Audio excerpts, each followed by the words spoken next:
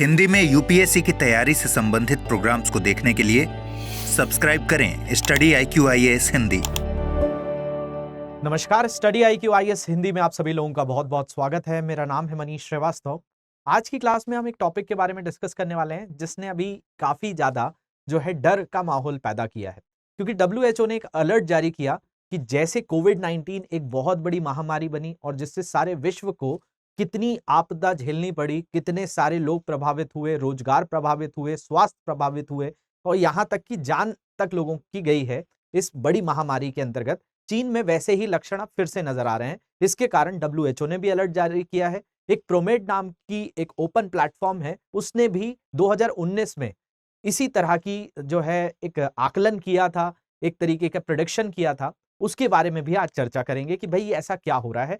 तो उत्तरी चाइना का जो क्षेत्र है बीजिंग के पास, वहां पर कुछ बच्चों के अंतर्गत बहुत ही ज्यादा एक अलग प्रकार का निमोनिया देखने मिला है। आज उसी के बारे में चर्चा करेंगे। चलिए शुरू करते हैं आज का सेशन। जैसा आपको देखने मिल ही रहा है, टाइटल में भी दिख रहा होगा कि भाई WHO ने क्या किया है, अलर्ट किया है और कोविड के बाद एक और संकट जो है मंडराता हुआ नजर आ रहा है।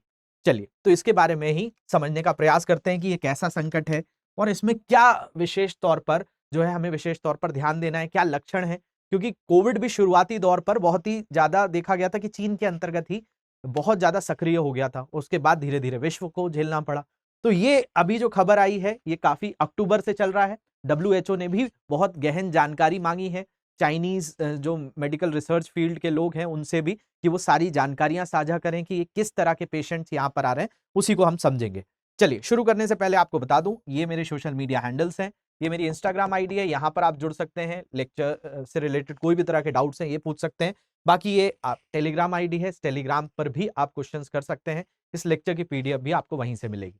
तो चलिए शुरू करते हैं। अगर यहाँ पर आप देखेंगे तो WHO की वेबसाइट पर अगर आप जाएंगे तो वहां पर मिलेगा कि WHO statement on reported clusters of respiratory illness in children in northern China, यानी जो उत्तरी चाइना है उस उत्तरी चीन के अंतर्गत बच्चों में क्या देखा जा रहा है, तो रेस्पिरेटरी इलनेस देखी जा रही है, यानी श्वसन संबंधी रोग जो हैं वो उत्तरी चीन के अंतर्गत बहुत ज्यादा क्लस्टर्स का मतलब है कि बहुत ही ज्यादा उग्र मात्रा में आ रहे हैं, जिनके कारण स्कूलों को भी बंद कराए जाने के कयास लगाए जा रहे हैं, जिसमें बीजिंग जो चीन की राजधानी ही है उसके अंतर्गत भी बहुत सारे पेशेंट्स आए हैं और इसमें विशेषकर बच्चे हैं।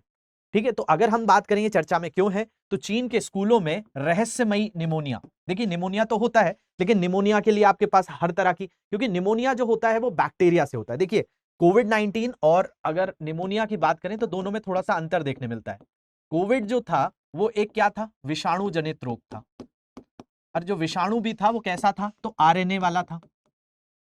अब विषाणुओं के लिए आपके पास कोई दवा नहीं होती है, इसलिए आपको उसके क्या करना पड़ता है, एंटीबॉडीज को डेवलप करने के लिए टीका जो है निर्माण किए जाते हैं। लेकिन निमोनिया की बात करें तो निमोनिया एक बैक्टीरिया वाला रोग है, जीवाणु जनित रोग है। अब जो जीवाणु वाले रोग होते हैं उनके लिए एंटीबायोटिक काम कर जाती है, या इनको प्रतिजैविक भी कहा जाता है।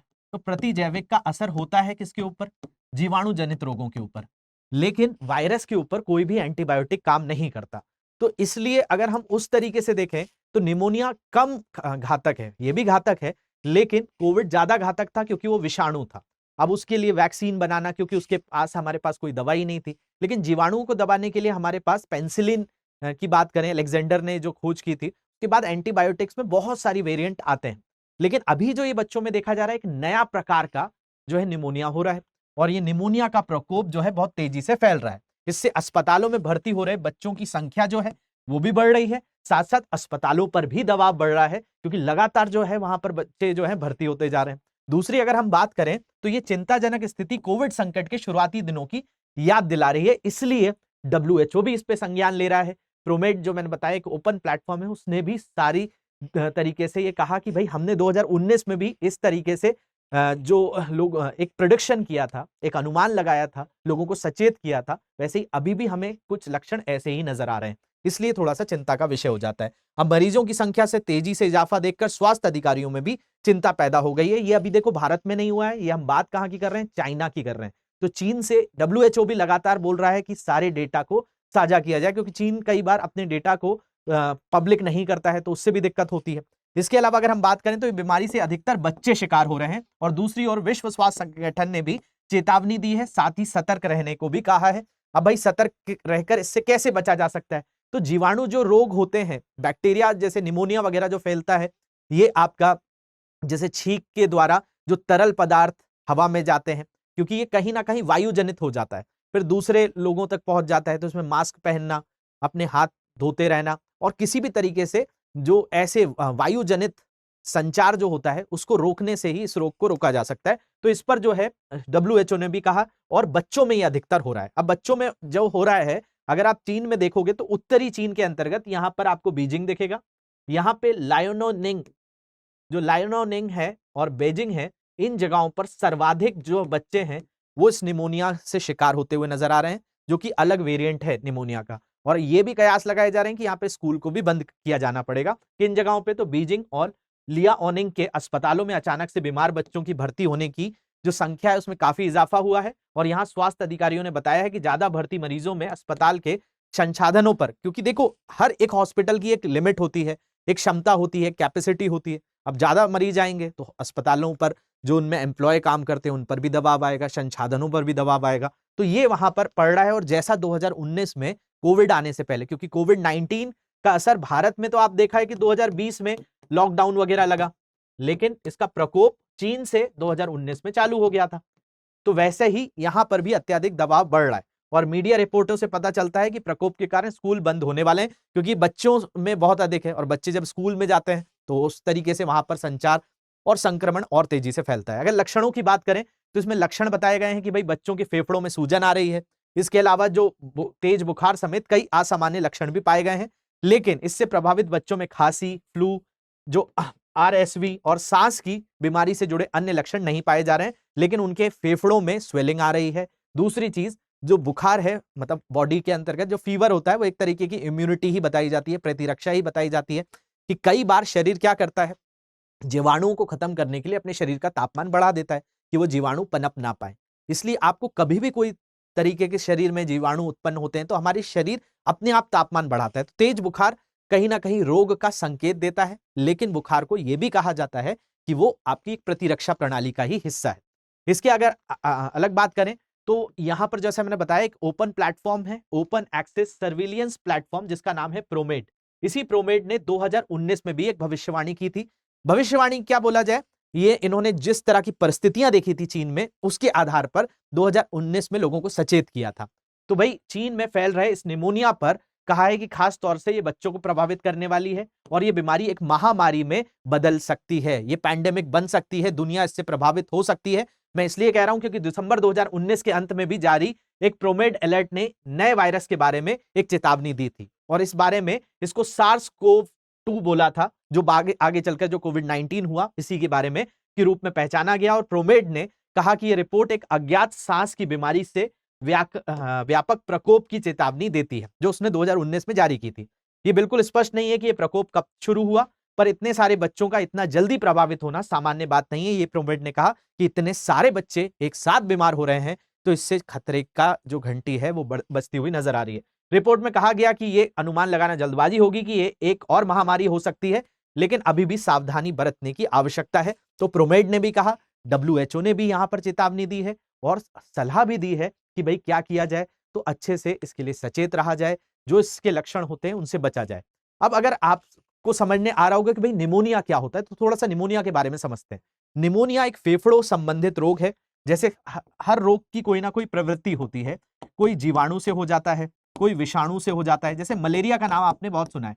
मलेरिया जो होता है वो प्रोटोजोआ जनित रोग है, प्रोटोजोआ से होने वाला रोग है।